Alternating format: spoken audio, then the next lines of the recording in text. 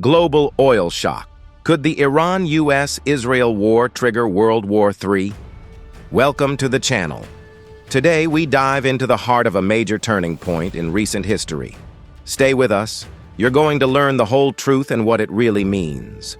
On the last day of February, Donald Trump is said to have taken on what could be the greatest challenge of his political career, launching the most significant war in the Middle East in decades, a conflict capable of rapidly and profoundly reshaping the global balance. After months of preparation, this war is said to have been launched on February 28th in coordination with Israel. The first hours were reportedly marked by Israeli strikes of exceptional intensity, notably targeting the residence of Iran's supreme leader, Ayatollah Ali Khamenei, aged 86. According to some reports, he is believed to have been killed in an attack of extreme violence. Other targeted strikes also reportedly hit several major figures of the Iranian leadership in what appears to be a clear attempt to decapitate the country's ruling elite. At the time of recording this video, this would include the Iranian Minister of Defense, the head of the Islamic Revolutionary Guard Corps, IRGC, as well as dozens of other high-ranking officials. A rapid escalation, and a conflict whose consequences could redefine the world order. During the first 6 days of the war, the U.S. military reportedly already carried out more than 2,000 strikes across Iran, which would have nearly destroyed the integrity of Iran's surface naval forces. A U.S. naval strike against Iran, launched from a frigate stationed thousands of miles off the coast of Sri Lanka, would represent the first American naval firing of this kind since World War II. The head of the U.S. military stated that the opening of the war mobilized nearly twice as much American weaponry as on the first day of the shock and awe campaign against Saddam Hussein in 2003.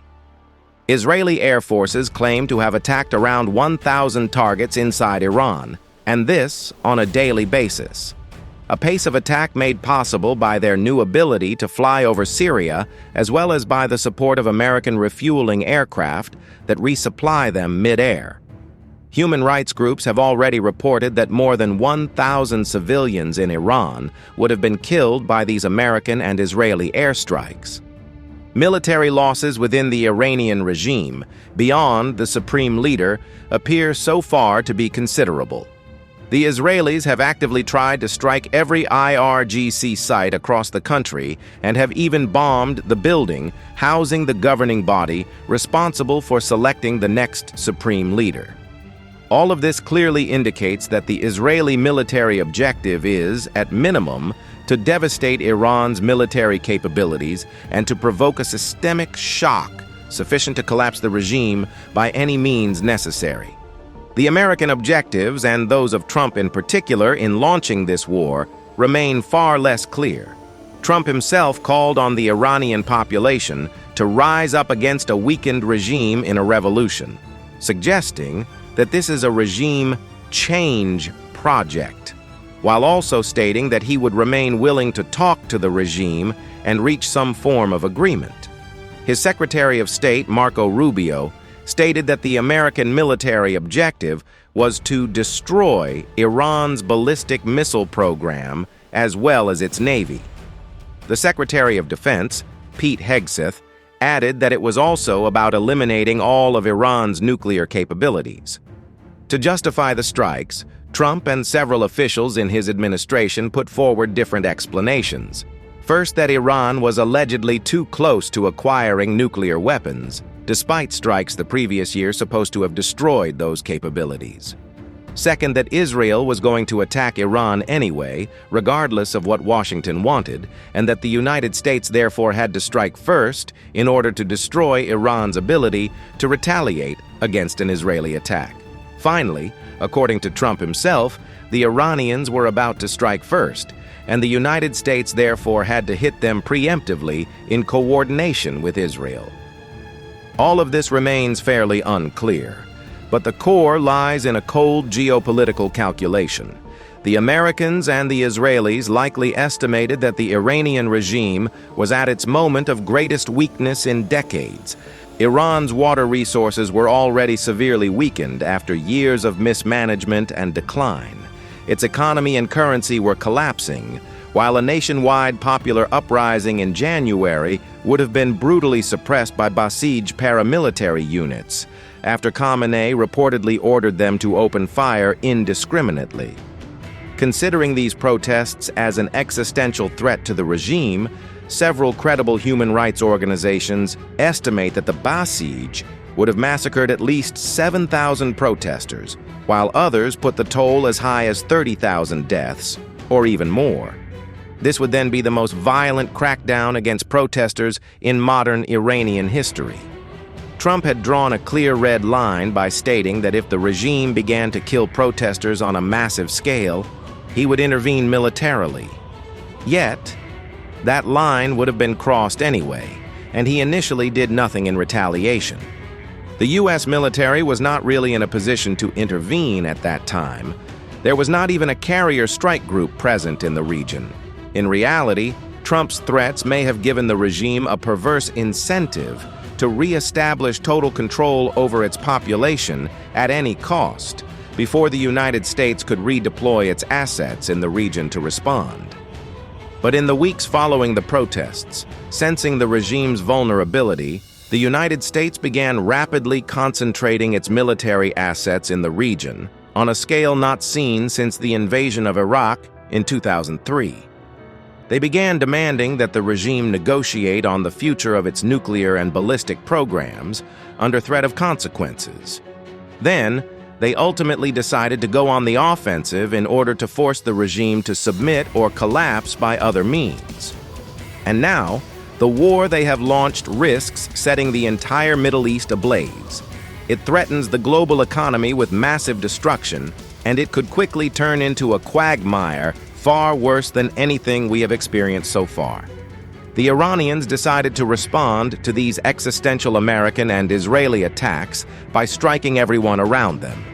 Since the beginning of the war, Iran reportedly launched hundreds of ballistic missiles and thousands of kamikaze drones against the territories of Oman, the United Arab Emirates, Saudi Arabia, Qatar, Bahrain, Kuwait, Iraq, Syria, Jordan, Israel, Cyprus, Turkey, and Azerbaijan.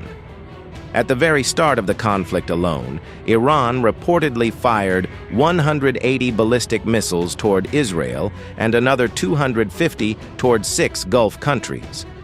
5 days after the start of the war, the United Arab Emirates announced that Iran had already launched more than 189 ballistic missiles at their territory, as well as 941 explosive kamikaze drones, of which 93% were reportedly intercepted by their air defenses. Hundreds of additional ballistic missiles were also fired at Kuwait, Bahrain, and Qatar, while fewer but still significant missiles were also launched toward Saudi Arabia and Oman. And even though most of these missiles were intercepted, some got through, causing damage. In Dubai, the famous Fairmont Hotel on Jumeirah Beach was reportedly set on fire on the very first day. Debris from intercepted missiles also reportedly caused a fire near the Burj Al Arab, while other impacts hit Dubai International Airport as well as civilian shelters. Even more concerning, Iranian drones reportedly deliberately struck 3 Amazon data centers in the region. 2 were hit in Dubai on the first day of the war, and a third in Bahrain a few days later, potentially marking the first time that critical infrastructure linked to artificial intelligence was targeted and destroyed during a war. And all of this represented a massive shock for Dubai and for the entire economy of the United Arab Emirates, whose success has relied for decades on an image of stability and calm in an otherwise dangerous but strategically central region. This reputation allowed Dubai to attract foreign companies, investors, wealthy expatriates, and populations seeking to escape instability elsewhere in the region. The city attracted more foreign direct investment, more AI-related data centers, and more regional headquarters than any other metropolis in its area, precisely because of this image of security. Now, all of this is shaken by the war. The sound of hundreds of ballistic missiles and drones crossing the sky, that of interceptors chasing them, that of fighter jets, as well as the sight of luxury hotels and iconic infrastructure in flames, have shattered the illusion of Dubai as an oasis of stability in an ocean of chaos. Since World War II, few cities as globally connected as Dubai have been hit so heavily by war. Foreign residents and international companies will inevitably question their future in Dubai after this war, especially as political insurance premiums begin to skyrocket. Naturally, the Emirati government is doing everything it can to reassure everyone and maintain the image of control, because their entire reputation and a large part of their economic model depend on it. Given the volume of fire Iran unleashed on U.S. regional allies in the first days of the war, a palpable fear has set in that the United States and its partners might begin to run out of interceptor missiles to sustain such a pace. Generally, air defense systems fire at least 2 interceptors per incoming missile to maximize the chances of destruction.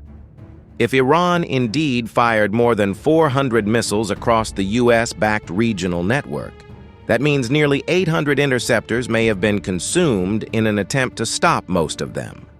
This is a spectacular rate of consumption, several times higher than the number of interceptors used by the United States against Iraq during the entire First Gulf War. But since all governments consider their interceptor stockpiles a state secret, there is no reliable data on exactly how many the United States and its allies still possess. All that is known is that a massive number of interceptors has been used since the start of the conflict, and that replacing them would take years of production and billions of dollars. If stockpiles are indeed as low as some suspect, Gulf countries may have to make painful decisions about how to use what they have left if Iran continues to intensify its salvos. Which sites to defend, which cities to protect, and which areas to potentially leave exposed. And that is precisely why Iran decided to brutally expand the scope of the war by striking everyone around it, including countries that had nothing directly to do with the American and Israeli strikes. The U.S. military maintains major bases and a strong presence in Qatar, Bahrain, the United Arab Emirates, Kuwait, and Saudi Arabia, which Iran uses as justification to target these countries in retaliation. Yet none of these states would have authorized the United States to use their bases to attack Iran, nor even to fully overfly their airspace for that purpose. American strikes would have originated either from carrier strike groups operating in the Arabian Sea and the Mediterranean, from bases in Jordan, or directly from U.S. territory. Iran's real objective in striking Gulf countries appears to be to cause as much damage as possible to the global economy in order to push Trump to end the war under the pressure of broader economic pain. In addition to direct strikes on these countries and the terror inflicted on their populations, one must also consider the damage already done to the global oil industry and the aviation sector. Iranian missiles and drones reportedly bombed the largest oil refinery in Ras Tanura, as well as the massive gas complex of Ras Laffan in Qatar, interrupting their production for an indefinite period. At the same time, Iran reportedly ordered the closure of the Strait of Hormuz and threatened to target any ship attempting to pass through it. For decades, this threat has been Iran's most feared escalation lever. The Strait of Hormuz is the most critical energy choke point in the world because almost all oil exports from Iraq, Kuwait, and Iran, as well as a large share from Saudi Arabia and the United Arab Emirates, must pass through it to reach global markets, along with Qatar's liquefied natural gas exports. As a result, about 1/3 of the world's seaborne oil and 1/5 of global LNG transit through this strait daily. Even if much of its fleet has been weakened, Iran would still be able to use thousands of naval mines, as well as numerous fast boats, drones, and missiles, to make passage virtually impossible. The result, since the beginning of the war, would be a near closure of the strait, which has already disrupted a massive share of global oil and gas supply as ships refuse to enter due to risk and soaring insurance costs. Around 3,000 commercial vessels of various types would have been stranded by the end of the first week of war, representing about 10% of the global container fleet. Iraq would have already begun to run out of storage capacity for its crude oil that can no longer be loaded onto ships, forcing it to shut down several major oil fields and reduce its production by several million barrels per day. Other Gulf states would be racing against time to find new storage capacity or face similar shutdowns. Kuwait reportedly indicated it might also soon have to halt part of its production, and the United Arab Emirates could follow. While Saudi Arabia can export part of its oil through pipelines to the Red Sea, it could still be forced to sharply reduce production if most of its crude remains dependent on Hormuz. If the strait remains closed for several weeks or months, the consequences of this oil and gas being kept off the global market will become increasingly painful for the entire world. At the time of writing the script, the price of a barrel of crude oil reportedly already increased by more than 14% since the start of the war, while natural gas prices in Europe reportedly surged by more than 70%. Asia, particularly dependent on Gulf oil, would be the most heavily impacted region. The longer the market remains closed, the more global energy prices will rise, the more inflation will increase, the more economic growth will slow, and the more Russia will earn from its own hydrocarbon exports, benefiting its war effort in Ukraine, which Trump is also trying to contain. All of this puts Iran in a dilemma.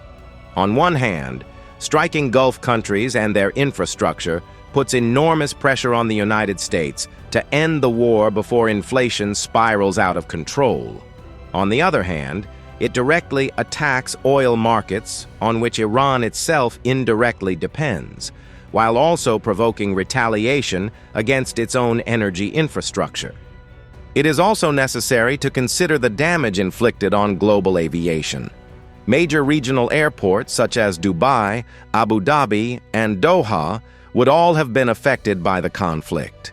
With missiles, drones, and air combat in the sky, airports have been completely closed across Iran, Iraq, Kuwait, Qatar, Bahrain, Syria, Jordan, Lebanon, Israel, Oman, and Yemen, with partial closures in Egypt, Saudi Arabia, and the United Arab Emirates.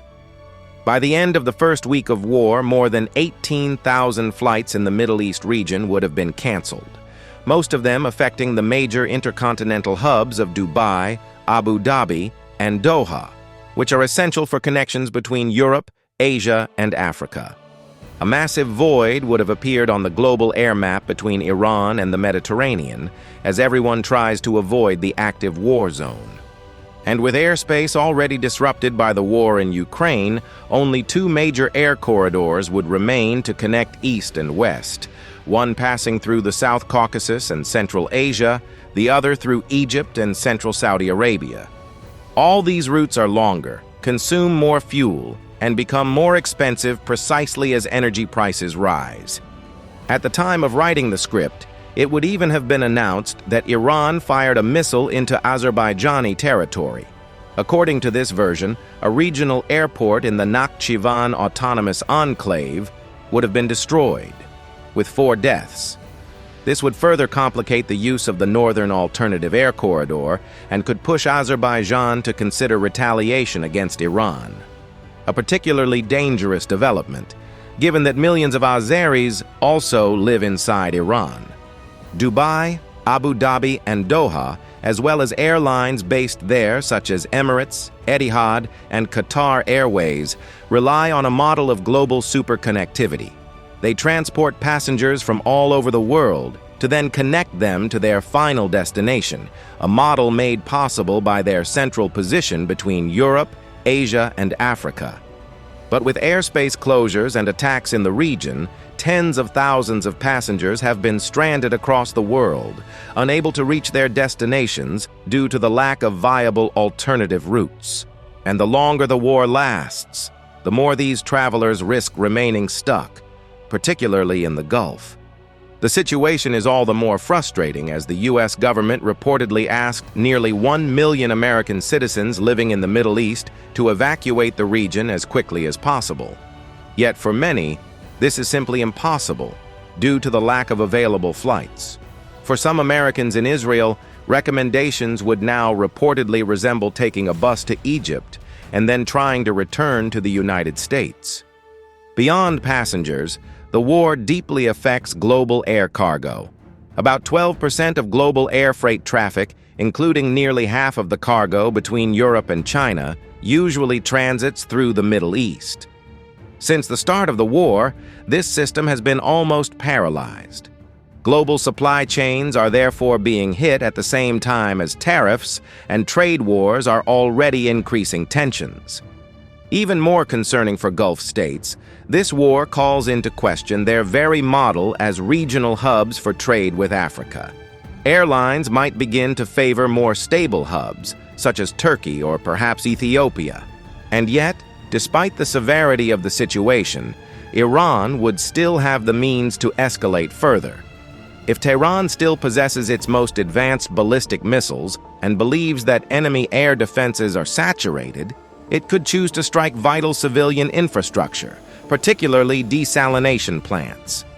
Now, 90% of Kuwait's drinking water comes from desalination, compared to 86% in Oman, 70% in Saudi Arabia, and 42% in the United Arab Emirates.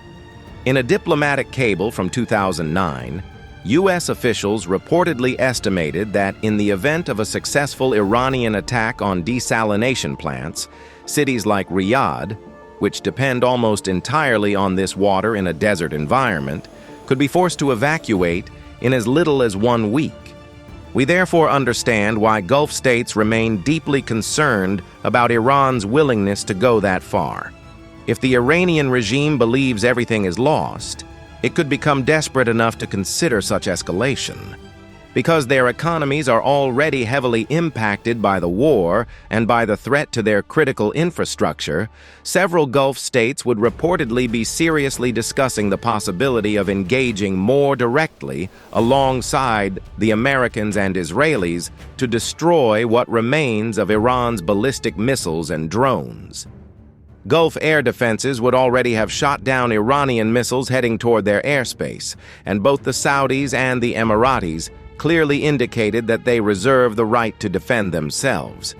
They might ultimately choose to open their airspace further to U.S. operations or allow the use of their bases as launch points for strikes.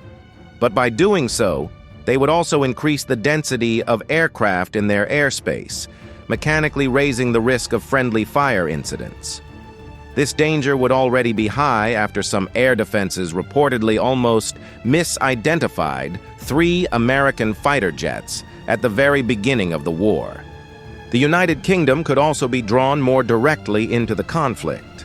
After an Iranian missile reportedly targeted a British military base in Cyprus, London would have announced that it would allow the United States to use more of its facilities to strike Iran, including Diego Garcia in the Indian Ocean, a potential strategic base for American B-2 bombers. Greece would also have deployed assets to Cyprus. Another Iranian strike in Abu Dhabi reportedly hit a British facility, while a missile that fell in Turkey, a NATO member, even reportedly reignited discussions around Article 5. Beyond Iran's immediate periphery, it would also be reported that the CIA is arming Iranian Kurdish militias in Iraqi Kurdistan and encouraging them to advance toward Kurdish areas of Iran. Thousands of Iranian Kurdish fighters would have gathered near the border while the United States and Israel strike Iranian military infrastructure and the IRGC, potentially opening a window of opportunity for them. In my view, this plan would be particularly dangerous for Washington. It would avoid the need for the United States to carry out a ground invasion of Iran, which would inevitably be bloody and highly unpopular. The administration might calculate that it would be preferable to use Kurds and other minority groups to advance into Iran, in the hope of bringing down the regime that way. If Kurdish militias manage to gain a foothold in Iranian Kurdistan, other minority groups might follow, such as Azeris in the north, Arabs in the southwest, and Baluchis in the east and southeast. This would be extremely dangerous. Iran, with its 92 million inhabitants, is composed of about 60% Persians and 40% other ethnic minorities. Many Persians probably hate the current regime and the bloody repression of January. But if they perceive the alternative as an ethnic fragmentation of the country, with a risk of balkanization and civil war similar to what Iraq, Syria, or Lebanon experienced, they might be pushed to support the devil they know rather than the one they do not. This would potentially undermine the American objective of pushing Persians to turn against their own government if bombings and civilian deaths have not already made it impossible. The civilian population remains largely unarmed against the regime and probably traumatized by the January crackdown. This likely explains why a popular revolution would not have re-emerged despite American and Israeli strikes on Iranian leadership and military infrastructure.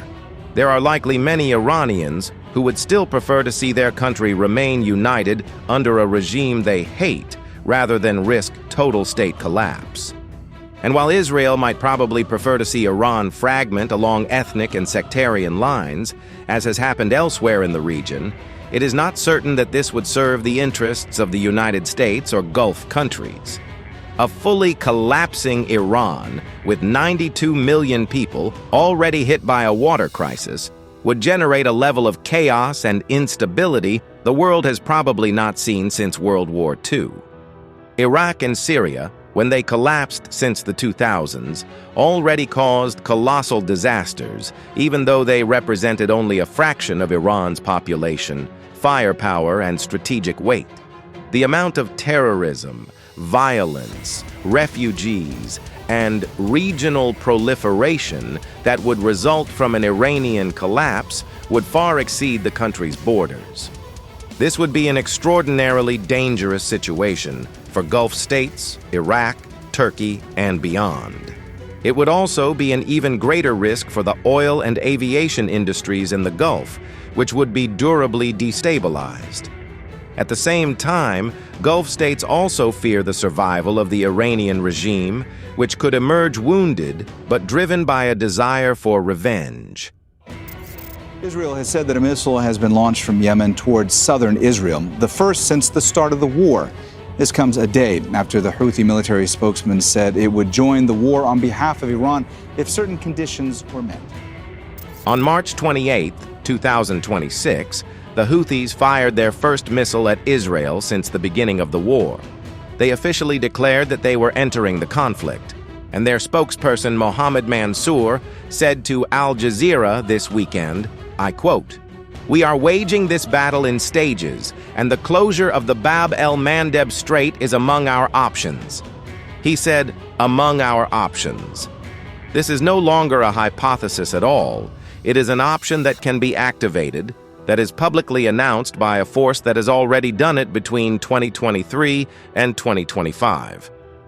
So, what is Plan B? Well, Saudi Arabia has a pipeline that bypasses Hormuz by land, the Petroline, which crosses the country from east to west and exits at Yanbu on the Red Sea. Listen carefully. On the Red Sea, capacity 5 million barrels per day. The United Arab Emirates have their own pipeline, the Adcop, which exits at Fujairah on the Gulf of Oman. So together, these land alternatives still allow roughly 3.5 to 5.5 million barrels per day to be exported, bypassing Hormuz. It is insufficient, obviously, because we lose about 20 million, but it is something. This is what prevented, if you will, the total catastrophe from happening immediately.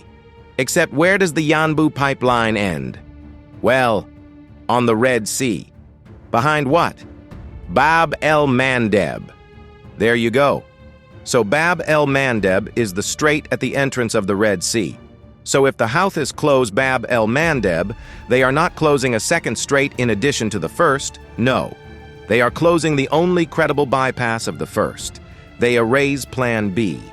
And this is the scenario that experts call the double choke point, the absolute nightmare for global markets. The president of Girton College at Cambridge, Elizabeth Kendall, is a Middle East specialist. She stated it on Al Jazeera in the clearest possible way. She said it this week. If you have restrictions on Hormuz at the same time as restrictions on Bab el-Mandeb, you disrupt, if not paralyze, trade to Europe and to Asia and to the rest of the world. It cannot be clearer. She is a specialist. Now, let's talk about the numbers. Because without the numbers, you cannot understand the scale and the severity of what is happening. Since February 28th, the price of Brent has exploded.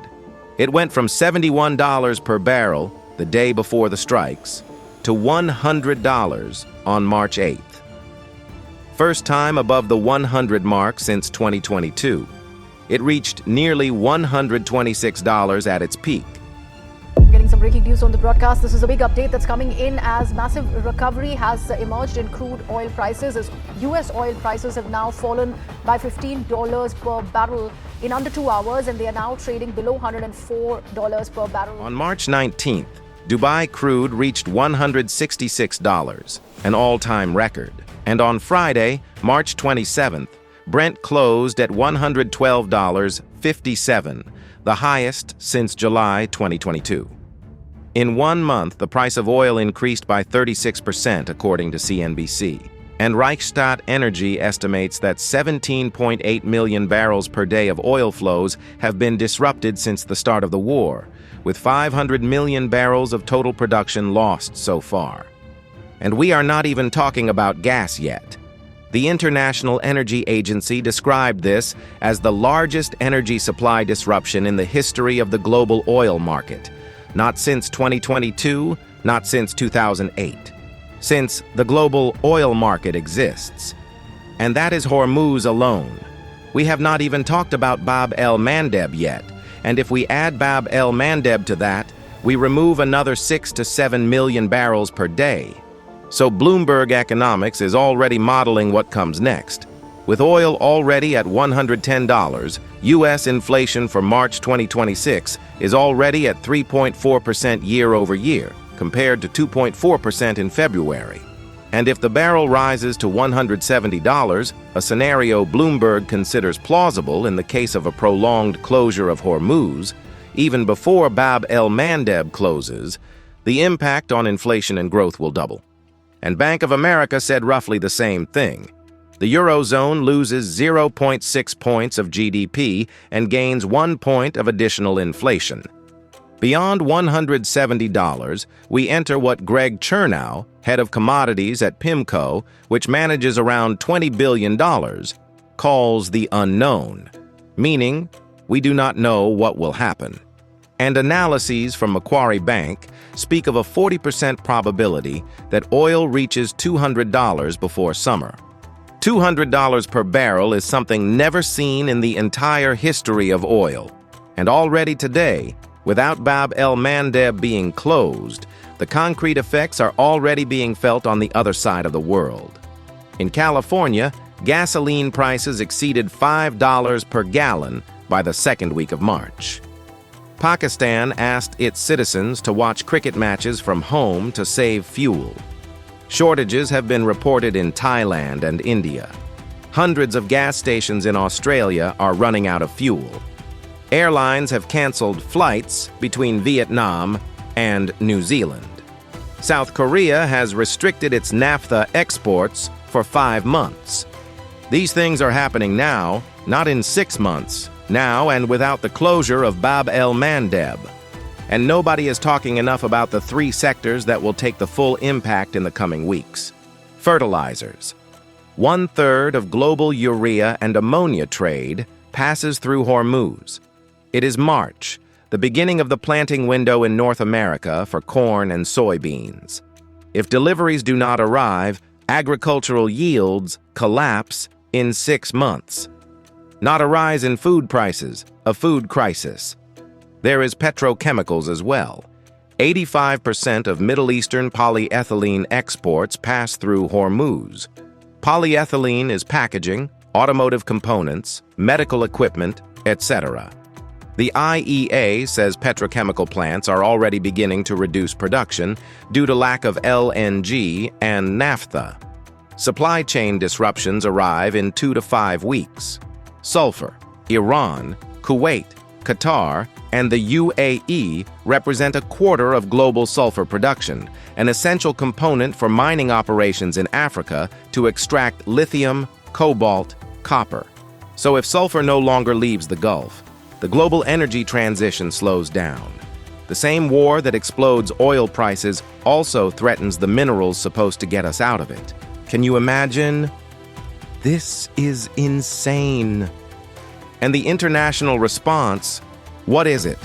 The 32 members of the International Energy Agency have put 400 million barrels on the market, a historic record. The United States drew 172 million barrels from its strategic reserves.